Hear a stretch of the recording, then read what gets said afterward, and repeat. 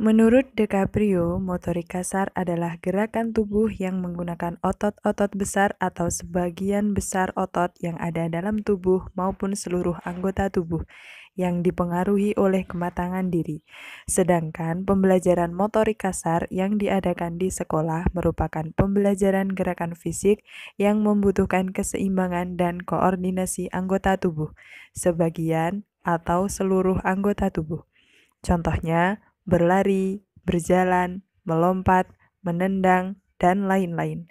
Sedangkan menurut Rahyubi menyatakan bahwa aktivitas motorik kasar adalah keterampilan gerak atau gerakan tubuh yang memakai otot-otot besar sebagai dasar utama gerakannya. Keterampilan motorik kasar meliputi pola lokomotor atau gerakan yang menyebabkan perpindahan tempat, seperti berjalan, berlari, menendang, naik turun tangga, melompat, meloncat, dan sebagainya. Juga keterampilan menguasai bola seperti melempar, menendang, dan memantulkan bola. Berdasarkan uraian di atas, dapat disimpulkan bahwa kegiatan motorik kasar adalah gerakan tubuh yang menggunakan otot-otot besar atau sebagian besar otot untuk melakukan suatu aktivitas tubuh. Aktivitas motorik kasar misalnya berlari, melompat, mendorong, melempar, menangkap, menendang, dan lain sebagainya. Kegiatan itu memerlukan dan menggunakan otot-otot besar pada tubuh seseorang. Banyak hal atau kegiatan yang dapat meningkatkan kemampuan motorik kasar anak, salah satunya dengan permainan tradisional.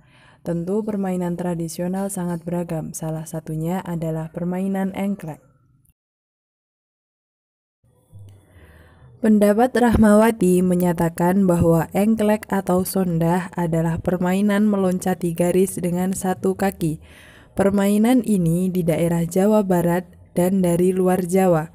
Pendapat lain dipaparkan oleh Mulyati bahwa dinamakan engklek karena bermainnya menggunakan satu kaki yang dalam bahasa Jawa artinya engklek atau engkling. Dari uraian di atas dapat disimpulkan bahwa permainan engklek adalah permainan yang menggunakan media gambar persegi 4 yang digambar di lantai ataupun di tanah, yang cara memainkannya dengan cara melompati garis dengan satu kaki.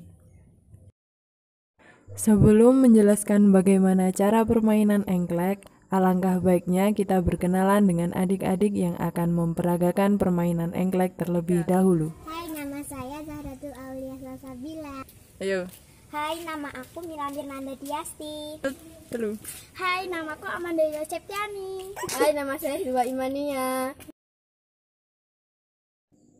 Permainan dimulai dengan mengundi siapa yang akan bermain terlebih dahulu dengan cara home pimpah.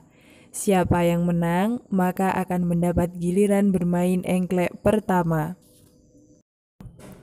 Dimulai dengan pemain melempar pecahan genting ke dalam busur nomor 1. Selanjutnya, melompat dengan satu kaki atau engklek pada kotak 2, 3, dan brok bersamaan pada kotak 4 dan 5. Kaki kiri kotak 4 dan kaki kanan kotak 5. Kemudian engklek lagi pada kotak 6, lalu brok pada kotak 7 dan 8. Setelah itu berbalik melewati kotak 6 sampai pada kotak sebelum diletakkannya gacuk atau pecahan genting. Lalu sambil berdiri dan mengambil gacuk miliknya. Aturan permainan ini jika menginjak garis ataupun tidak sampai ketika mengambil gacuk maka dianggap kalah. Tentu banyak sekali manfaat yang diperoleh dari permainan engklek ini. Adapun kecerdasan yang dikembangkan dari permainan engklek antara lain: yang pertama, kecerdasan linguistik. Permainan engklek dilakukan secara berkelompok sehingga anak dilatih untuk berbicara dan mendengarkan temannya atau berkomunikasi. Yang kedua, kecerdasan logika matematik. Melalui permainan ini, anak dilatih untuk menghitung jarak antara pijakan pertama dengan kotak berikutnya dan memperkirakan ayunan tangan yang tepat untuk melempar gacuk agar tepat sasaran.